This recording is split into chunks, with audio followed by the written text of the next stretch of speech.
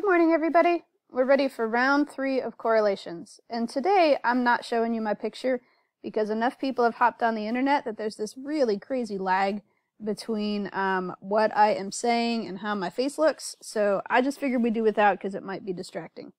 By the way, if you think it's distracting to see my face anyway, or if you like it, please let me know. Drop me a note on Folio to figure out whether you think that is helpful, which version is more helpful to your learning, because then I can figure that into screencasts moving forward.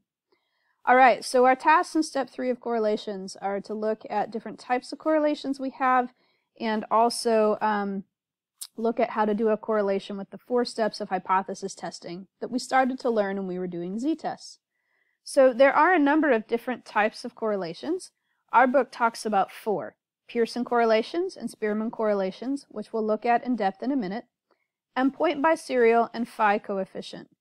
A point biserial correlation is used if we've got one continuous variable, and our other variable is nominal with 2 categories, so it's a specialized kind of correlation, and a phi coefficient correlation is used with 2 nominal variables, both of which have 2 options, yes, no, white, blue, off, on. So when I tell you from here on out that you can't do a correlation with nominal data, more specifically, I mean you can't do a correlation with nominal data for the types of correlations that you're learning. It's not that you can't ever do it, it's that we can't do it with the ones that you know. So please remember, when we are deciding to use a correlation, we're looking at a relationship between 2 continuous variables. Continuous can mean ordinal, interval, or ratio. And that's important when we look at the 2 primary types of correlations we're looking at for our stats class, Pearson versus Spearman. Both of these are used with continuous data, and the Pearson is the one that's more prickly, particular, precise, so lots of P words here. Note I've underlined the P, which itself has a straight line. It's kind of like the drill sergeant of the correlation world, right? It says it has to be done this way and only my way or I won't do it. So Pearson is a kind of prickly correlation. So here's our cactus when we talk about Pearson, to remember prickly. It's more picky about the assumptions. In section 2, we learned about 3 assumptions of correlations.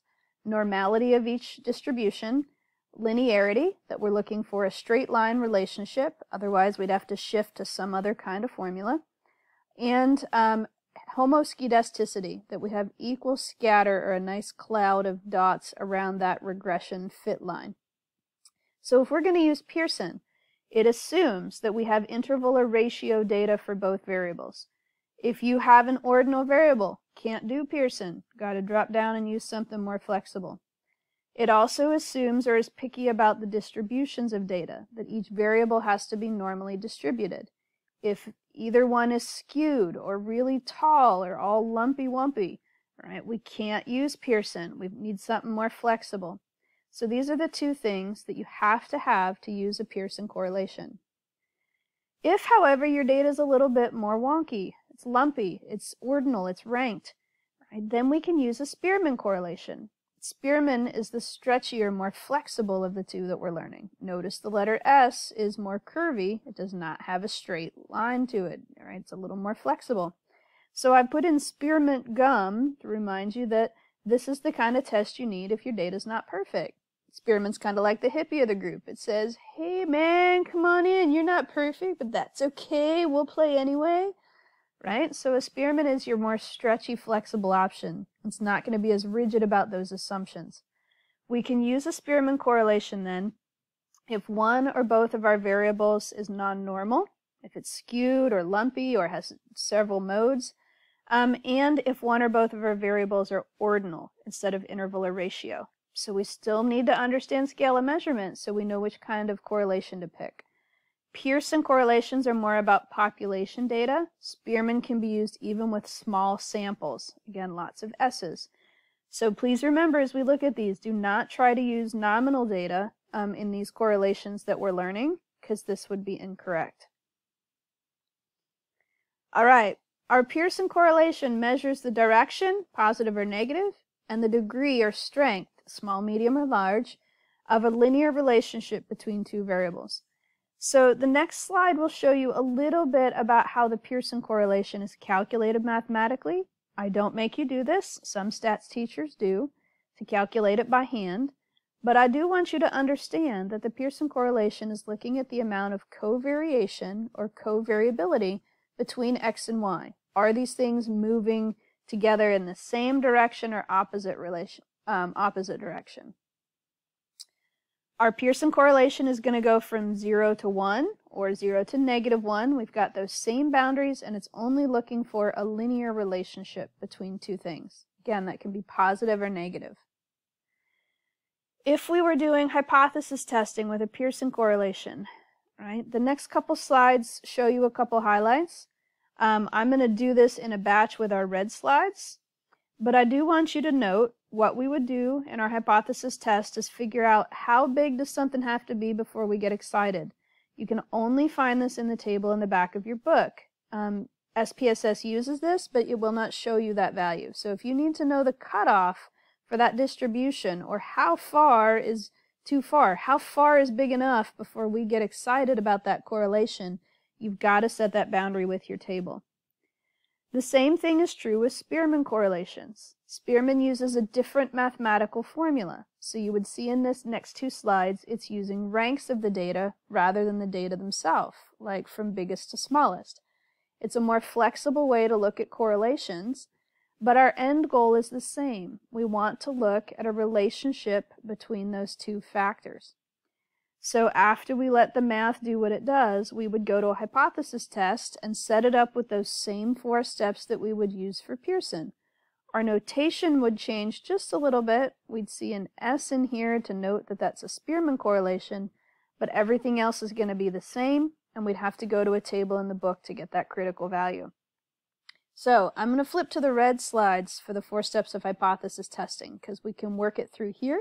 And then after we're done with this example, you can actually go to, I can't see my little timer down here, you can go to the next screencast that shows you how to apply this from start to finish.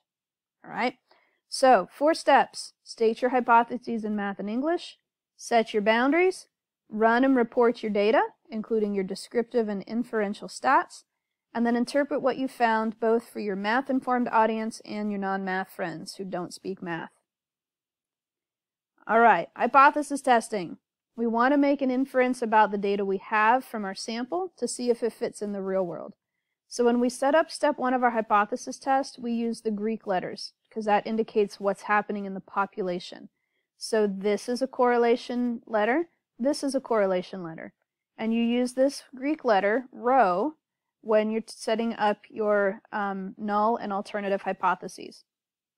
We can do that with a 2-tailed test, which suggests we're looking for a correlation, something not equal to 0. This could be positive or negative.